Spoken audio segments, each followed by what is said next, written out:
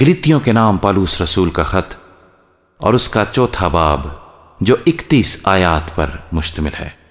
لیکن میں یہ کہتا ہوں کہ وارث جب تک بچہ ہے، اگرچہ وہ سب کا مالک ہے، اس میں اور غلام میں کچھ فرق نہیں، بلکہ جو میعاد باپ نے مقرر کی اس وقت تک سرپرستوں اور مختاروں کے اختیار میں رہتا ہے۔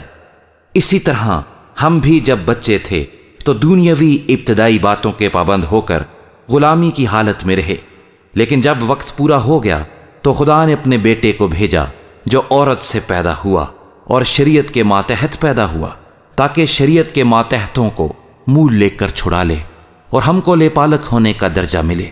اور چونکہ تم بیٹے ہو، اس لیے خدا نے اپنے بیٹے کا روح ہمارے دلوں میں بھیجا جو ابا یعنی اے باپ کہہ کر پکارتا ہے۔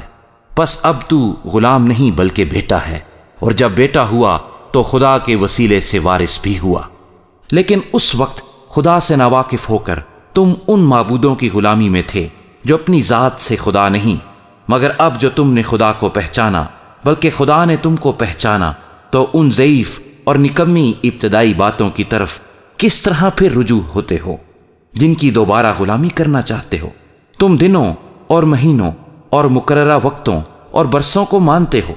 مجھے تمہاری بابت ڈر ہے، کہیں ایسا نہ ہو کہ جو محنت میں نے تم پر کی ہے بے فائدہ جائے۔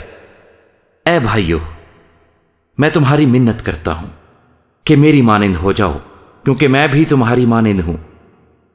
تم نے میرا کچھ بگاڑا نہیں، بلکہ تم جانتے ہو کہ میں نے پہلی دفعہ جسم کی کمزوری کے سبب سے تم کو خوشخبری سنائی تھی، اور تم نے میری اس جسمانی حالت کو جو تمہاری آزمائش کا باعث تھی نہ حقیر جانا نہ اس سے نفرت کی، اور خدا کے فرشتے بلکہ مسیح یسوع کی مانند مجھے مان لیا۔ پس تمہارا وہ خوشی منانا کہاں گیا؟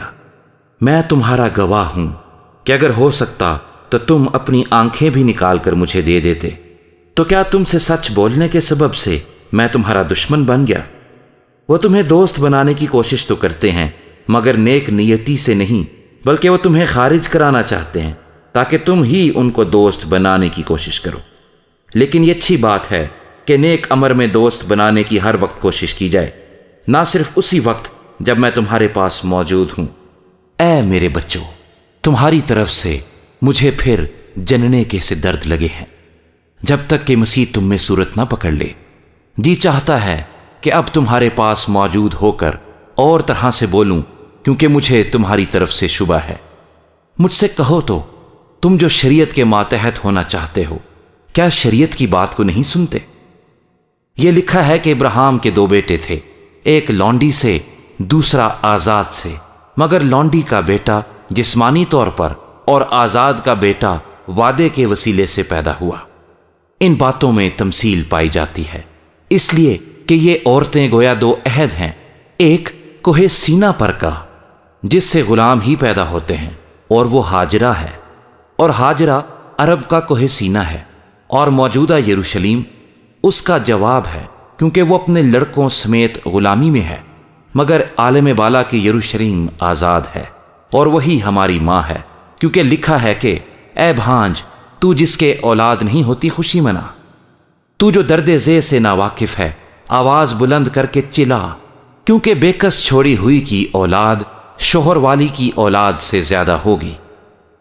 پس اے بھائیو، ہم اسحاق کی طرح وعدے کے فرزند ہیں، اور جیسے اس وقت جسمانی پیدائش والا روحانی پیدائش والے کو ستاتا تھا، ویسے ہی اب بھی ہوتا ہے۔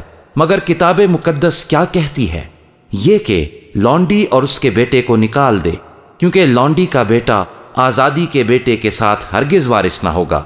پس اے بھائیو، ہم لونڈی کے فرزند نہیں بلکہ آزاد کے ہیں۔